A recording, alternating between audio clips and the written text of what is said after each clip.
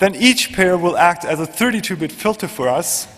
We can iterate over all of the 4-digit pins, and in a very low number of DSAA operations, we will be able to get the master secret. If we assume that, as many people do, they just punched in 4 times 0, or it was prepared that way, then it's actually down to 2 to the 24 DSA operations, which this machine here, an Intel Core Duo, can do in less than 50 seconds. And this implementation of DSAA is not optimized at all at the moment. So what this means is you have full access. You can impersonate handsets, base stations, decrypt encrypted calls as long as nobody is repairing the whole full Monty. This is game over. So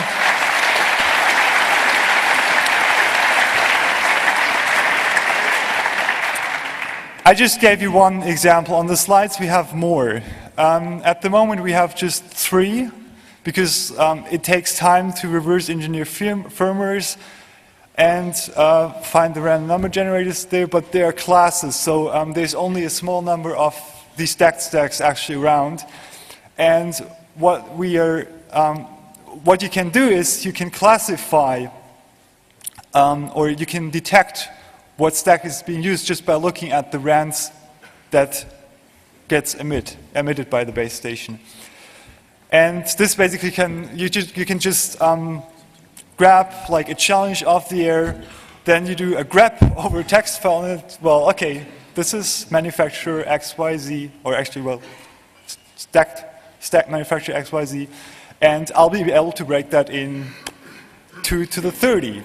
And this is another one, and I'll be able to break this in 2 to the 36. There's another option that you have. If you have access to the equipment manufacturer codes database, that's something that's done by the ETSI, where they give out numbers of the RFPI, 16-bit numbers, then you can directly go from an RFPI to a manufacturer and therefore to the DECT stack as well. But the problem is there's only 2 to the 12 devices per EMC, so there's more than 1 EMC per manufacturer. The database, unfortunately, is not available. There's also the problem that you have prepared phones. So basically, when you just buy it in a store, it will have been prepared in a factory and probably not using the same procedure. This is uncharted territory for us thus far. We know that we can read the serial EPROMs of these prepared phones. Most of them actually have test points, which we figure were used for personalization in the battery case. So you can just, if you get the right pins, you can just use I2C to read out the EEPROM. And, well, we expect externally generated non-randomness here as well. But we haven't looked. I mean, this is something that you guys can do as well.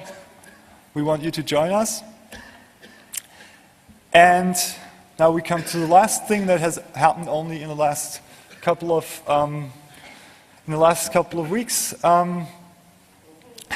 We have gotten the author of Kismet interested in DECT as well.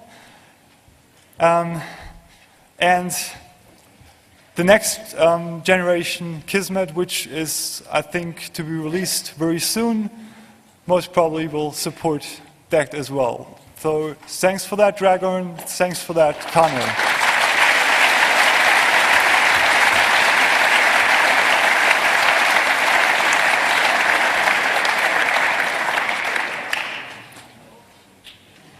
Okay, now we need to speed up it a little bit. So other stuff which will be soon on detected.org. The website should be up within an hour. Paper about DSA cryptanalysis. We will hopefully get soon our FPGA implementation out. We have the Kismet plugin. We will hopefully reverse engineer the DSC soon.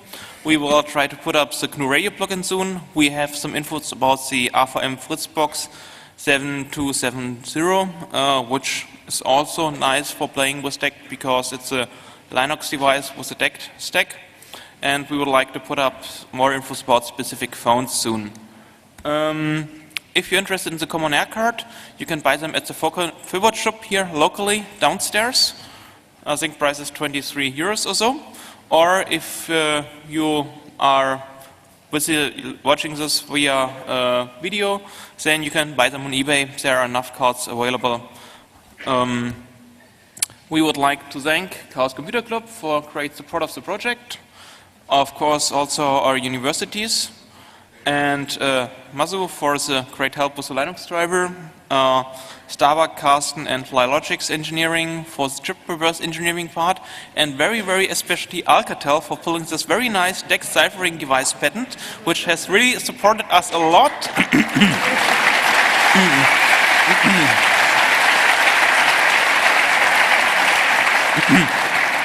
Definitely, a lot of this work wouldn't have been possible without this patent, and we would like to thank many other people. You can contact us at team@detected.org. Actually, we just wanted to give a short demo. I don't know if the time is sufficient still. Okay, it's not sufficient. So you can come up on stage. I wanted you all to pick up the phone while we have the sniffer live running, but okay, you can come up here a few minutes left. Okay. And in the case you are from the United States, you can contact Jacob Applebaum to get one of these cards in the United States. Yes, so that's another thing. So the driver not only supports DECT phones that are sold in Europe, we've also made sure that it supports DECT 6.0 phones as well.